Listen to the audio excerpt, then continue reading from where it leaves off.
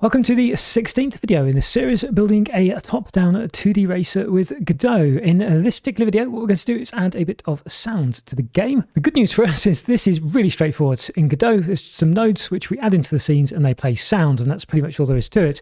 Before we dive into doing it, I wanted to show you where the sounds are coming from that we're going to use, because I feel that's only right. We're going to be using a looping 8-bit sort of retro sound, and that one actually is this 8-bit adventure here by David Render.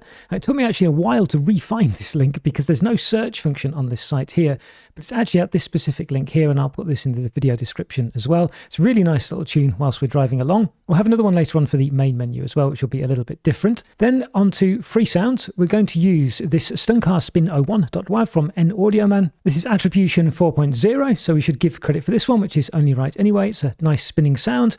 Then we've got an 8-bit car engine one. This is CC0, but I think it's only right to show it, from EV Retro. I really like this one. It has a little bit of a start sequence at the start, which does go on for a little bit, but I decided to keep that in, actually. The cars are actually well on their way by the time the engine sound plays, but it's still nice anyway and hums along in the background. Then we have another crash sound. This is attribution 4.0, also from NAudioman as well. Then we have another crash sound here. This is CC0 from Jekech, I think this is. And finally, last but not least, we have this lap sound. It's a 8-bit power-up. It's something that plays when we go over the line to finish a lap. Again, CC0 from the Dweebman. I really liked this sound. And all of these, the idea behind these really is a sort of retro sound, because we're paying an homage to an old retro game. So all of these links will be in the video description if you want to check them out. I'll drop back into Godot. Okay, back in Godot, I'd actually gone and closed everything down before hitting record because there was simply too much stuff open. And we don't have a main menu or anything yet. So I need to set a track actually as an entry point for the game when we're going to try this out. So I'm going to right click on Monza and set as main scene. So this is the one that runs when we run the game. So with that done, then I'm actually going to open up track.tscn, our base track. Remember, that's not any kind of track now because we're inheriting from it, so we've just got bits randomly on the screen here. Let's select the root nodes, and what we can do then is add a new node. And in here we want to type audio, and you should find here the audio stream player. That's a plain music player without position, and then we'll name this music, I guess. And here what we want to do is set the stream on the right hand side. You should have this asset already. Where are we? There's the 8-bit nostalgia adventure. I think the adventure is better for the driving. Now, the import of this, when the asset was imported, will by default not be set to looping. We've got a couple of options of what to do with that. We can either change the import settings and re-import the asset, or what we can do is set a looping parameter on here. I'll set the looping parameter on here. So I'll do Control S to save. For the volume for this, I found that around -9 dB was okay, so it didn't overwhelm the other effects that are going to play. And then I'd like actually to have this autoplay when the game starts. If you don't want that to happen, then don't check this box. If this box is checked, it'll immediately start playing as soon as the scene loads. Now I'm going to assume that's actually going to work, so I'd like to carry on dealing with a couple of other things first, and that's the effects for the cars. So I'm going to open up, actually we need the car scene. We're inheriting there, aren't we? So we need the actual car scene here. So I'm going to type car into here, and where are you? There you are, car scene. So here we face a little bit of a choice of how to do things. We're going to add an audio stream player here. We want audio stream player 2D actually for 2D positional sound. And the audio stream player 2D, what we could do here is have basically one for the lap effect and the spinning and bouncing effect, and even one for the engine effect at the same time as well, and switch out the streams from the code. But I think actually I'm going to keep it straightforward and have 3 nodes, if that's okay with you. They don't cost anything to have them. So we'll have one for engine sound. I'll duplicate that, and this can be then the crash sound. And then duplicate that again, and this can be the lap sound. So for the engine sound then, on the right hand side, we're going to browse, and we want the engine, is that a WAV? That's a WAV here. Now we want the engine to be looping, and we can't set it if it's a WAV from the options inside here, as far as I can remember anyway.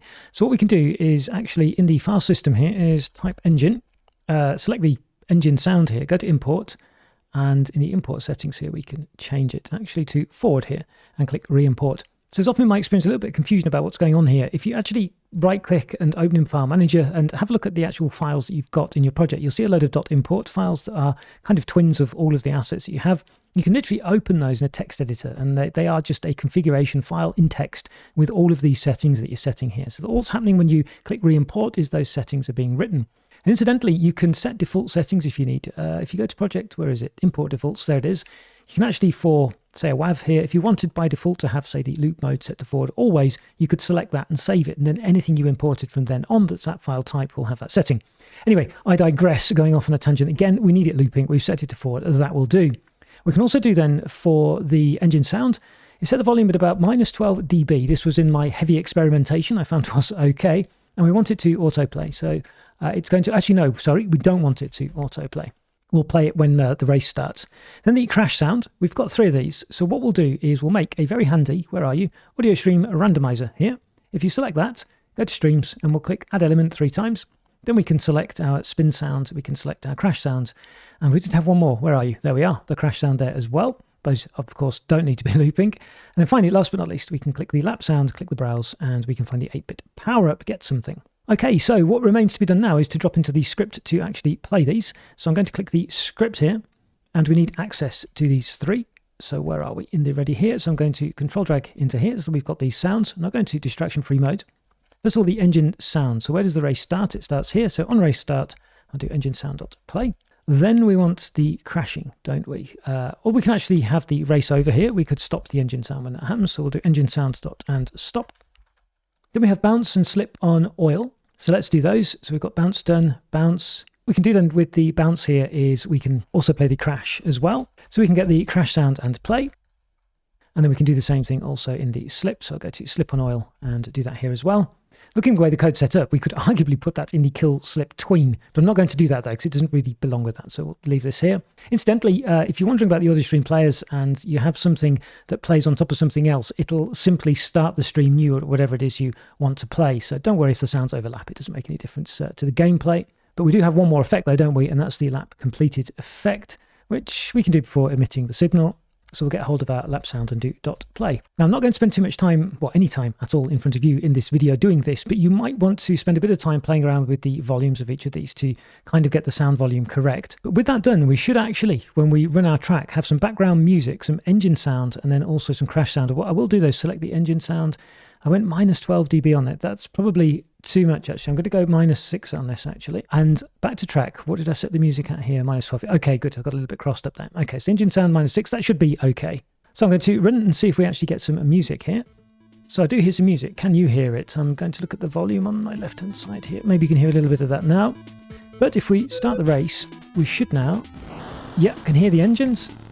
Yep, definitely. And now we need to hear some crashing sounds, which we can hear from me. Oh, and some skidding sounds. Excellent. Cool. They probably do need a little bit of balancing, but we do have some nice retro sound playing there, I think. So that one, compared with a lot of the videos we've done recently, was pretty straightforward, I think. So what we're going to do now is turn our attention actually away from the track, because we've got 4 tracks, our base track, and everything I think pretty much completed, apart from the AI, which is actually what we're going to come back to at the end. What I'd like to do now is create us a main menu so that we can actually navigate and select a particular track that we might want to race on. And then also what we can do there is actually show our best lap times and start persisting those to file as well. So we'll take a look in the next video at the main menu. I'll see you there.